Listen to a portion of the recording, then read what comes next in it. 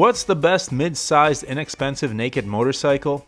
Well, it used to be the Suzuki Sv650, which originally came out in 1999. Light, good-looking, reasonably priced with a torquey V-twin motor, this bike surprised the largely 4-cylinder competition by being lighter, more punchy, more fun, and generally suitable for novice riders, while also being tremendously fun for experienced ones. And the SV ruled the roost for a while, but then Yamaha came out with the FZ07, now called the MT07, and took the crown of best affordable fun all-rounder from the Zook. And the MT07 still holds that crown today. Granted, the new Triumph Trident 660 might have something to say about that. In fact, most manufacturers have attempted to crowd into this space, but Yamaha is holding its ground, primarily thanks to its lowest-in-class weight, very reasonable price, and its parallel twin 689cc engine, which seems to deliver just the perfect combination of horsepower and torque while being compact enough to keep the dimensions of this bike tiny and easy to manhandle in the curves. I reviewed this bike in some detail this past summer, so check out that video in the top right corner for more info. And like the other manufacturers, Honda has an entry in this class, the CB650R, which I've also ridden. However, this bike has not been as successful as some of its competition, especially the Yamaha. So Honda is looking to rectify that with a new version of the Hornet, which will be designed to crush the MT07. This is no rumor, this bike is coming. Honda has already dropped a teaser video on it. What do we know about the new Hornet and how will it impact this class of motorcycles? I'm betting the impact will be huge, so stay tuned for the deets, and if you find this content valuable, please consider liking the video and subscribing to help the channel grow.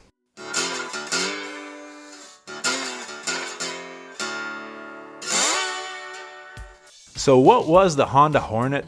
It was a name given to several inline-4 naked motorcycles based on Honda sport bikes around the turn of the millennium. The Hornet name was used in Europe, but not in the United States, where the bikes had conventional CB names and spanned the range from 250cc to the big 919, which was basically a naked fireblade. In many ways, Honda's current CB650R could be described as a spiritual successor to the Hornet. Unlike competitors from other brands, this bike retains its traditional 90s inline-4 engine along with its unique character. Unfortunately, that's not what the market is looking for these days. Of all the bikes in this category, the MT07, SV650, Trident 660, and Kawasaki Z650, the Honda is the heaviest and most expensive. This is because inline 4s are heavier, wider, more complex, and more expensive to manufacture. I've ridden the CB650R, and although in longer sweepers it feels like it's on rails, it lacks the playful, flickable character of its twin-cylinder competitors. The second problem of the inline 4 is the power delivery. Don't get me wrong, I love the inline 4 and used to love feeling that top-end hit of power on my old Honda F4. But this type of power is really most usable on a racetrack straightaway or the highway at speeds that will have you waving bye-bye to your license.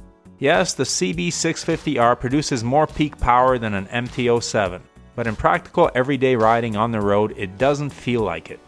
Inline 4s pump out big power at high revs, so you have to rev them out to feel that power.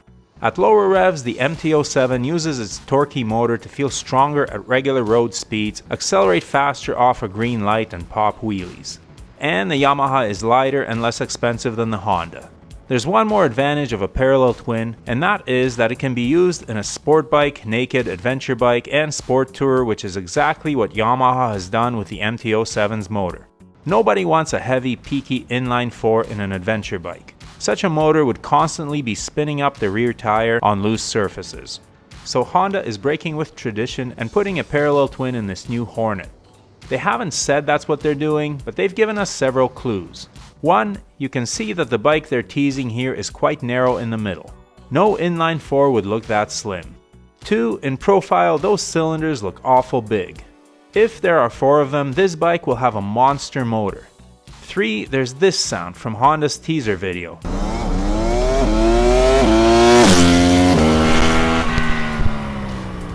That is definitely not the sound of an inline 4. This is.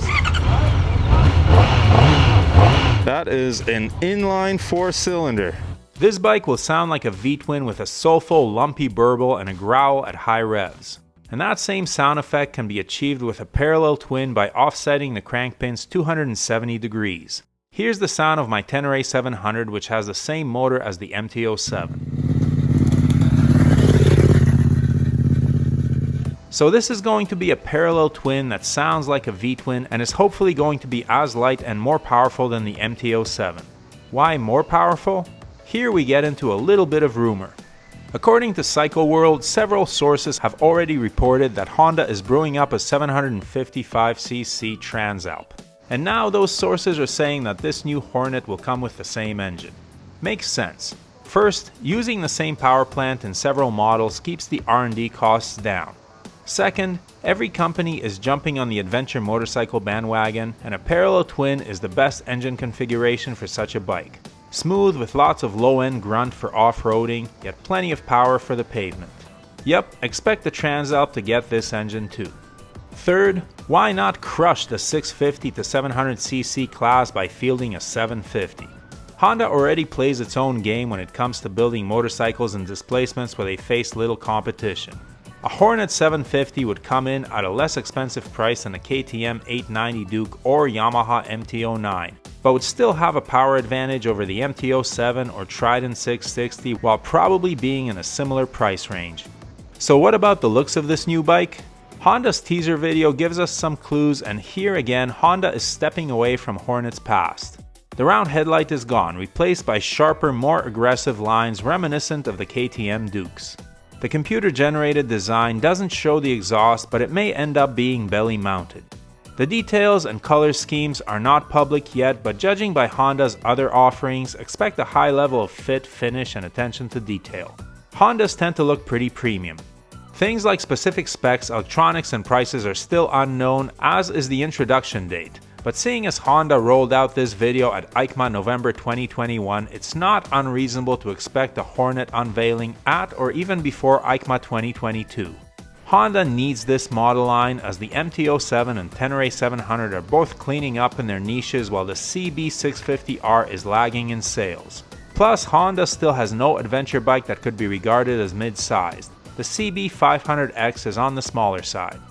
So it seems that there has emerged a pretty tried and true template in the motorcycle industry of late.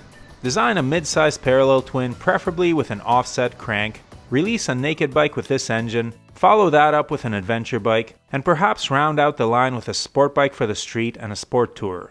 It's a smart way of allocating resources, and I'm sure that Honda will produce some nice hardware for us to get excited about. And I am excited, especially about a possible Transalp. So what do you think of the upcoming Hornet and Transalp? Can they beat Yamaha at their own game? Will you wait or just go for something you can purchase right now? Leave your thoughts in the comments and ride safe. If you're interested in any of the gear that Brooke and I wear or use, or the camera equipment we use to film this channel, the links are below. Everything listed there was bought with our own money, and we are not sponsored by any company. However, the links below are affiliate links, and the channel is paid a small amount for referring you to shop at no additional cost to you. We do not recommend any products that we are not satisfied with ourselves, but we do strongly urge you to do your research and select the correct size for items like helmets and clothing. As always, thanks for watching, your support is greatly appreciated.